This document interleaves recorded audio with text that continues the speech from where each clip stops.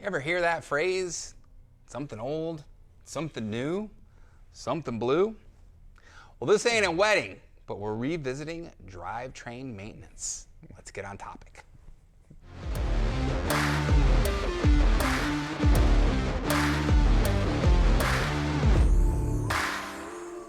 Hey everybody, it's Thomas with Get Out Arizona, and you are watching another fantabulous episode of Toolbox Topic. And just like all the other schmucks on YouTube, we're actually reprising an older episode that we did about a year and a half ago on drivetrain maintenance. Why? Because we're kind of out of ideas at this point. And instead of asking you to search through the archive, which I know you guys won't, we're just going to go ahead and redo this video. Which I think is a sound choice. It's a reboot? Is that what a reboot is? It's a reboot. Yeah. What's it all, a reboot? So, once again, I'm joined by my co-host, Brandon Van Leuven. Brandon, how the hell are you, my friend? Hi. And once again, we're at Trek Bicycle Store of West Phoenix in Goodyear, Arizona, because it's where the cool kids hang out, and me. And if you hear a little bit of rattling around in the background, that's my boy Wyatt. He doesn't want to be in a video this week, so he is going to unlace some wheels and then put some new laces on there. And in case you're wondering what that actually is, we're talking about spokes, guys, not actual laces like you would tie a shoe. Now that all that's been said, that's a lot to say. It's a lot to say. This thing's already in the dumpster burning. Let's talk about drivetrain maintenance, Brandon. Before we go, and you might be asking Thomas, why are you wearing the glasses? Because I'm going to shoot handheld with the other camera and I need my glasses to see the screen. Or else, I mean, you think it looks bad now. If I wasn't wearing my glasses, it would look really bad. So, Down syndrome kids ain't got nothing on me when it comes to pulling bad focus. Joking, guys, come on. All right, Brandon, drivetrain maintenance. Now, you said we were not going to talk about the shifters. Why? There's not really much you can do to them. Okay. You just wait till they go bad, and then we usually just throw some lube in there. But for the at-home people, yeah, let's just concentrate on the actual chain, front derailleur, rear derailleur, that aspect of the drivetrain, because that's really where all the abuse happens, right, is down there. Okay. So we'll talk about, obviously, schedule on how often you should do that stuff. Yeah. And we'll talk about lubrication. And no, I'm not talking about lubrication. Proper lubrication. Silicone-based lubrication. Water-based for some of you. It depends on where you like to have your fun. Choking! I knew it was going to go there. That's all right. I was prepared. Wyatt, what kind of lubrication do you like to use? Oh man, he's going cheap. I prefer silicone-based myself, but hey, no, joking, guys. All right, let's get out of the Skinamax channel. So yes, we'll talk about lubes, and there'll be links down below for the chain lubrications that you should use. We'll stay clean for a little bit, and yeah, Brandon. All right, so let's talk about it. Let's go ahead and shift gears and camera and everything like that. Nice. Yeah, you like that. And speaking of shifting gears, you guys should take a moment to hit the like, subscribe, and the bell notification icon. Some of you might be thinking, I'm out. This guy fucking sucks. But before you go, just hit those buttons really quick, because then at least we get credit in the algorithm and it helps out the video. So, all right, so let's switch over to cameras real quick. And then, Brandon, to the magic of movies. Here we go. Nope, you got to do the old 3, 2, 1, clap your hands. Oh, dude, that's not going to do anything. 3, 2, 1. There we go. All right, Brandon, so now we're going to talk about the lubrication, and let me kind of get a shot here. Yeah. So what you see here, excluding these, what you see right here are the ones that we prefer to use on our bikes. Okay. These are the ones that we sell in the shop strictly because these are the ones that we use on our own personal bikes. Right. For me, Squirt on the mountain bike, Demontech on my road bike. These are the ones that other guys like. There's a couple others that we're out of stock on that some of the other dudes like as well, but these are the main ones that we like to sell. Okay. It's important to know that there are two types of lube, and you should definitely choose that for your region. So you have dry lube, which is great for Arizona. Guys, we're not trying to do this on purpose. This is what happens when men get to make all the names and rules and stuff. So okay, so dry lube for Arizona. For your dry conditions, it's right. very easy to distinguish where you need to be. And you have wet lube for maybe if you live in Seattle or the East Coast where we get a lot of rain and wetness. So as we said in the previous episodes, it's probably best to consult with your tech at your local bike shop, see what works in that region, and go from there. Awesome. All right, so let's swing around now to the front in case real quick. There's Wyatt working on his rims. Hey! All right, so we're going to swing around to the front of the bike, and Brandon's going to demonstrate a couple things. Now, first, Brandon, you said you wanted to talk about cross-shifting?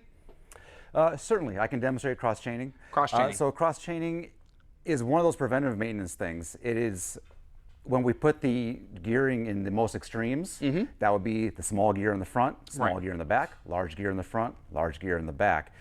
What you can see if you want to come around this angle is the stress that it puts on the drivetrain. So right now we have a very straight chain line. That's great. The drivetrain loves this. It's going to run quiet. If I move this up to our largest cog in the back, you can see what's happening to that chain. You can see here that that chain has a stretch and bend. That's kind of rough on the drivetrain in two respects. It's hard on the chain here. It's hard on the wheels, or it's not the wheels, but the chain rings and cogs as they're at an angle and they're wearing those down faster. Also, if you look at where the derailleur is, the derailleur is really straining to be in that particular gear ratio. Zoom that in and keep that in focus as much as I can for you guys. So what we want to practice is maintaining a straight chain line. Instead of going all the way up to that one, what we should do is anticipate, and as we're coming up the cassette, we can dump down, maintain a straight chain line, and maintain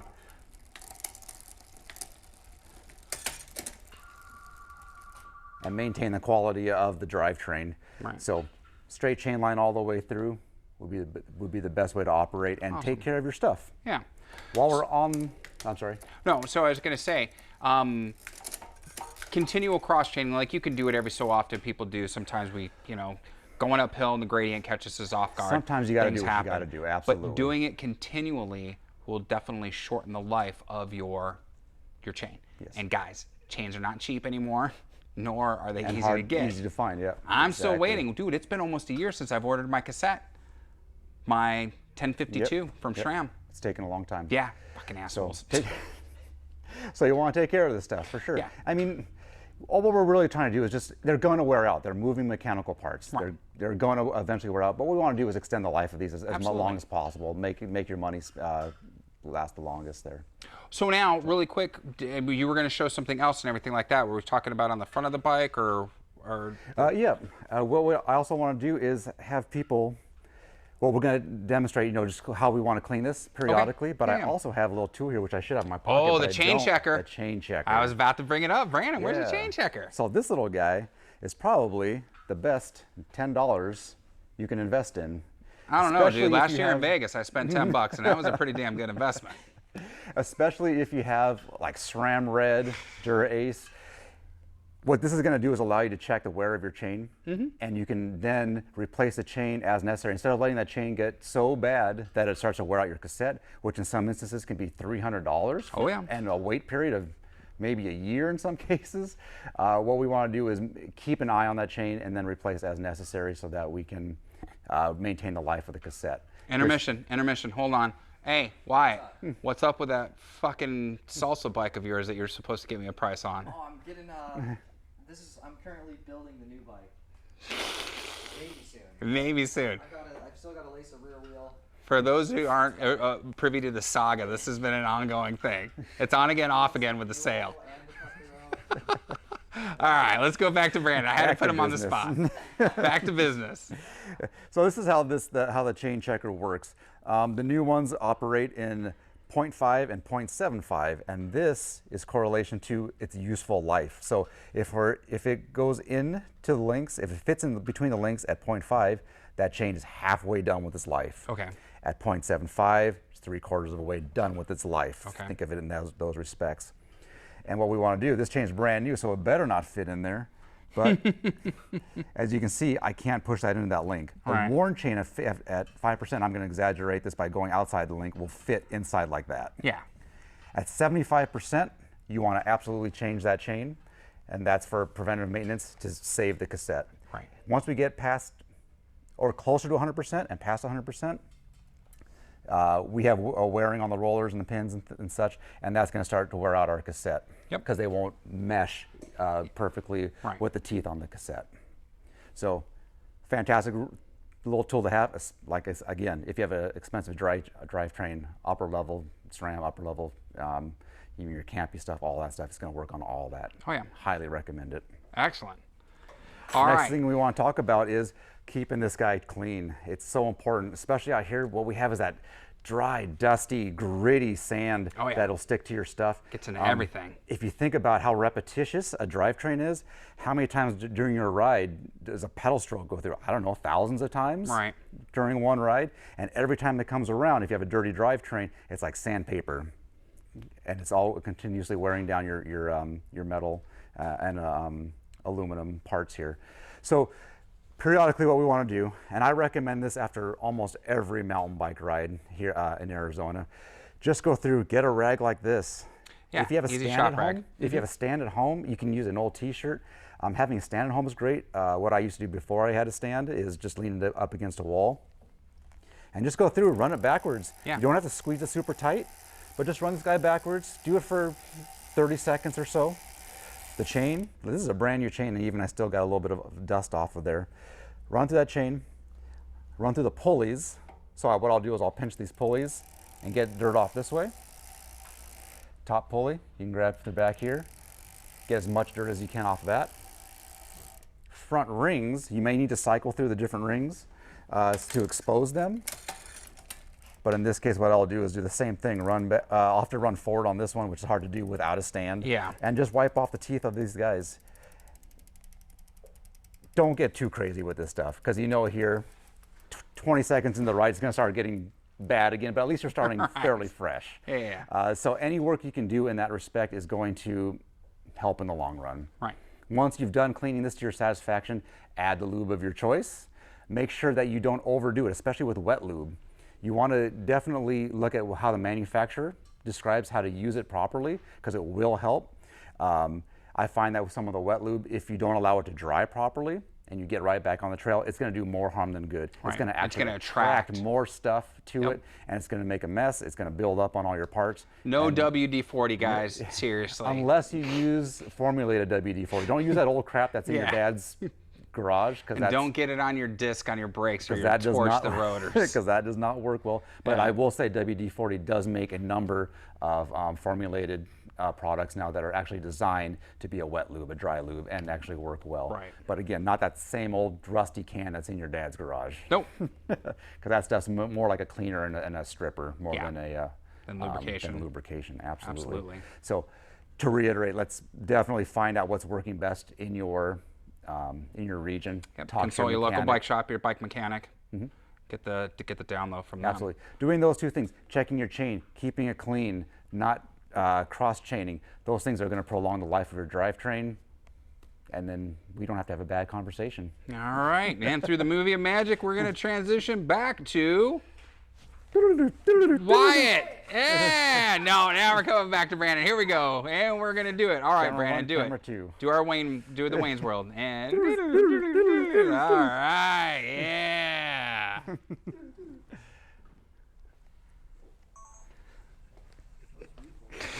I think so.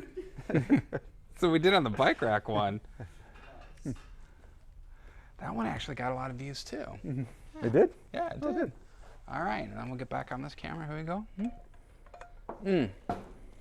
And 3, 2. All right, guys. So thank you, Wyatt, for the cameos on that video. Yeah, for nothing. Brandon being, oh man, that was for nothing, man. Man, it's like he took you out to dinner and you didn't put out for him, dude. Thanks for nothing. Man. Not yet. Wait till the video's over with. No, joking, guys, joking. So, anyways, we like to have fun on these videos. You guys know this. So, yes, that is the reboot, Chain Maintenance version 2, which is much more abridged. I think the original one was like in 2 parts or something like that. It was ridiculous. Streamlining it. Yeah, we had Next time, half as long. Yeah, we had fun with it and everything. Now, guys, seriously, if you have any questions, please comment down below. You know we're an interactive channel and everything. We love doing these videos. Just taking the time to do this basic maintenance. Doesn't take much time at all. It doesn't. You get done with your ride, you put away your gear, you know, maybe take a break for a minute, change your clothes, then do the simple maintenance on your bike. You know, one thing I failed to mention too, if I may, just squeeze this in. Yeah. People come in thinking they need a derailleur adjustment or something's wrong with their bike. it's just so dry and so dirty, it can't even operate. Right. We look like heroes, and all we do is put lube on their chain, and it runs so much smoother and so much better after that. So take that into consideration as well. It's going to make your bike run better. You're going to be so much happier with how it sounds and how it performs. Performance, it's just day and night as far as that goes. So I should have said that earlier, but nope, a little goes a long way. And seriously, and so in Arizona, every time you get off the mountain bike, do that. And I would say road bike, depending on where you're riding, maybe every third ride. About that. Yep. You can definitely feel. It depends on, you know, road riding. I might do it every month actually. That Dumont-Tech that I pointed out earlier, it's a sticky lube. It's thick. It sits in there. I love it because I don't have to do too much unless I get a really dusty, dirty ride out of it. It tends to last a really long time. Yeah, and a lot of times what I'll do too is I'll put, you know, that drop on each link, but then I'll let it sit and soak in 10, 15 minutes, and then I'll wipe the excess off with a rag. And again, every bottle is going to have very detailed instructions on how to use it. If you go with those instructions, yeah, it's magic. Imagine reading the instructions. Holy crap. We can't even read here, and he wants me to tell you guys to read the instructions. No, I'm joking, guys. All right, so there you have it. Do not forget to hit the like and subscribe and the bell notification icon as you're doing your maintenance. You're getting ready to do your maintenance, because it's going to help out the channel a lot. And we need all the help we can get. Park passes, gas money, coffee. She laughing. Guy's been doing it with me for 1 year and 2 months now, and he's still, gosh. Yes, so definitely smash all those buttons. There's also going to be a link down below for Czech Bicycle Store of West Phoenix. If you have any questions about what you've seen today, if you have any questions about previous videos, if you have a suggestion, a video that you would like us to do, we'd love that. Fuck, we're running out of material, guys. We're 1 year and 2 months. We're already rebooting from the very first ones last January.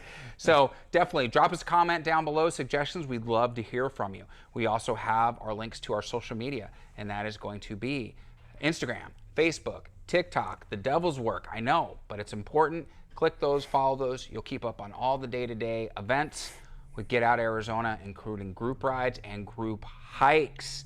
Now, the other links down below, some of those might be affiliate links, and if you click one of those and make a qualifying purchase, we will receive a small commission. And it helps out. Again, every little bit helps, guys, and we do appreciate it, and I have to mention that, or else Facebook, or not Facebook, YouTube, they're all the same at this point, will definitely slap the shit out of me and ban me from the channel, and that would suck. So, nah, we're already getting close to doing a good job, and I'd hate to lose that. I tell you what. And that's it, guys. We love having you here. And what do we always say at times like this? Be kind to yourself and others. Be amazing stewards out on that trail. And we have to ask, Wyatt! Smoke weed every day. Oh, man! What are you waiting for? Smoke weed every day. Jesus, Brandon. And you guys wonder why we can't get more subscribers. Joking, guys. Get out, Arizona. Get out, Arizona. And we will see you on that next adventure. Take it easy, everybody. Brandon. Yeah, man. Thank you, sir. Wyatt, thank you, sir. Shenanigans. We'll see you guys next week. We're out. Sorry.